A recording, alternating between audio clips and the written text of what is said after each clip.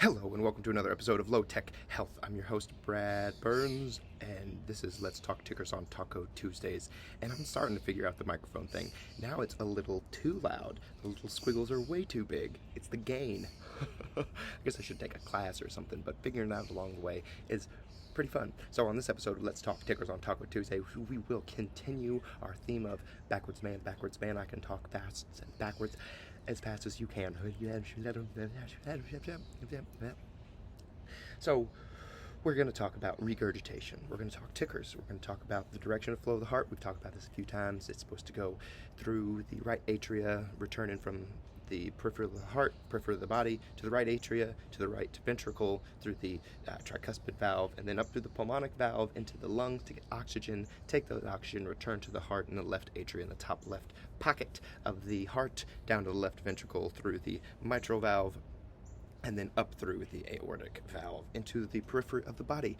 And this is good. We want it to go the one direction. The heart is a pump. It's supposed to flow out and not regurgitate. But this is something funny. You talk about heart failure, and it's not in the same way we think about as failure. It's like as in school, like you get grades. A is 93 or to 100, or it used to be, and then 92 to 87 is a B, and then 86 or 85 below is 77 is a C, and then D is below. You're failing.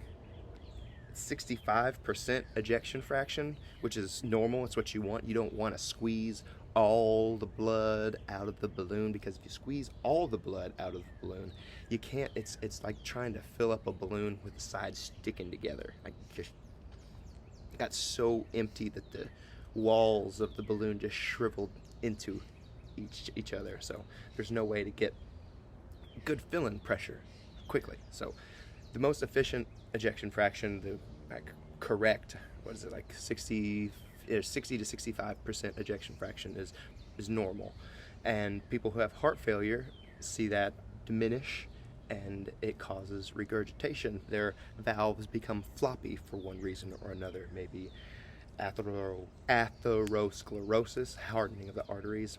It's hard to say. Mouth is a little dry. I'm finishing a red eye from this morning, 11 a.m. Discovered red eyes were, and it changed my coffee world. Talking tickers, what gets me ticking. I drink a lot of coffee, and nothing makes you feel like you're going backwards when you, like, I don't know, I guess you overdose on coffee. Yeah, you just take too much and you start getting jittery. It's one of the most acceptable overdoses you see in the public. Well, that sugar, you see sugar overdoses all the time. Kids just screaming and freaking out, and they crash and start crying and have emotional meltdowns and ego disintegration. And it's from basically a drug. Caffeine. I'm starting to get jitters. My mouth's getting dry. Like an addict, like a caffeine addict. I'm taking heavier and heavier doses of this medication because it's like doesn't make as big an effect. So the red eye, for those who don't know why my mouth is chattering, is a black coffee with espresso topped in. Some people do double espresso. I think he did a single. It's the espressos look so wild coming out of a glass jar, just looking like molasses syrup poured into your coffee, and it sticks.